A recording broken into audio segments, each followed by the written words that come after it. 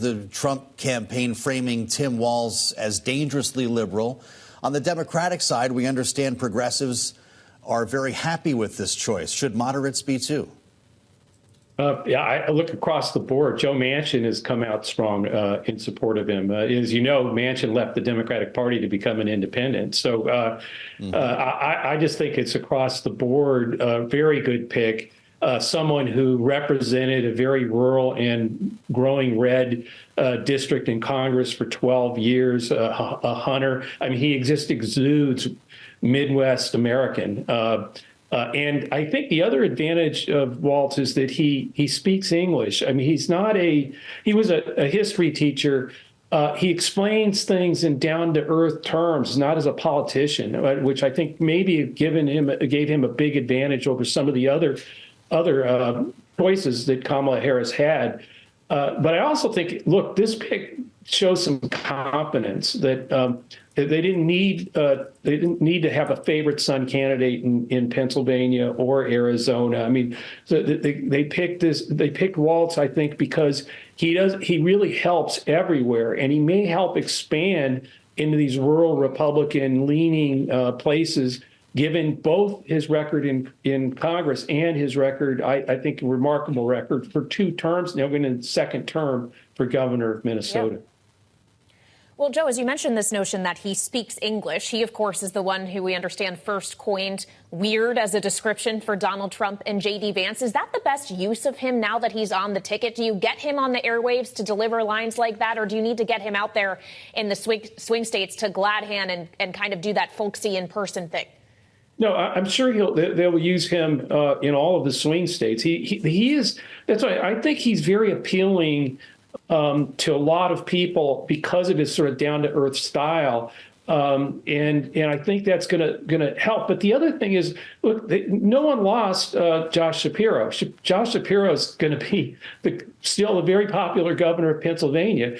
He's still going to be out there working like crazy across Pennsylvania for Casey and for Harris and Walz. And the same thing with Kailey in Arizona. So this is sort of a pick, I think, that helps everywhere, broadens the base, and particularly against J.D. Vance, who I think is, again, only a first-term senator and really hasn't had the kind of executive experience, not the same as a 2-term governor with the record that Tim Walz has. And again, so if you're looking at, a vice president that can take over, who has administrative experience, that's not J.D. Vance and a really aging Donald Trump. I think just that contrast will serve Tim Walz and Kamala Harris well. If you're with us on Bloomberg Television, we've got a live view of the room at Temple University, the arena, standing by for Vice President Kamala Harris and the aforementioned Governor Tim Walz. Their first time together in public. This will take place within the next hour as they try to rev up the crowd. Joe Trippi, you have made a science at the Lincoln Project of countering MAGA strategy, countering the Trump message. And what we've been hearing partly from the Trump camp today is that this is an anti-Semitic choice, that not going with Josh Shapiro, who will also be on this stage tonight, amounted to the anti-Semitic nature of the Democratic caucus. What should be the response to that? That would be exactly the anti-Semitic statement that I would expect out of the Trump campaign. They are over the top. They don't know how to change their tone. And so you'll see it. I mean, I think it's old. I think it's wearing thin, and I think Donald Trump is looking weaker and weaker the more kind of out there he gets about this kind of stuff. I mean, this campaign, they are doubling down repeatedly, going in the wrong direction. It's not subtraction. Politics is addition, and that's what Tim Walz brings. And J.D. Vance was a doubling down that added nothing to that ticket. I really think that Donald Trump's got to regret that pick.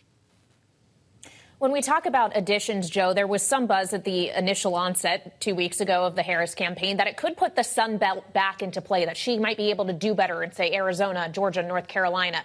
Does this choice actually cement that perhaps this campaign is going to stick with what the Biden campaign was doing, which is just targeting that blue wall? No, I don't think so at all. I think Kamala Harris and the energy that's happening, you see the movement within the Democratic base is growing to such an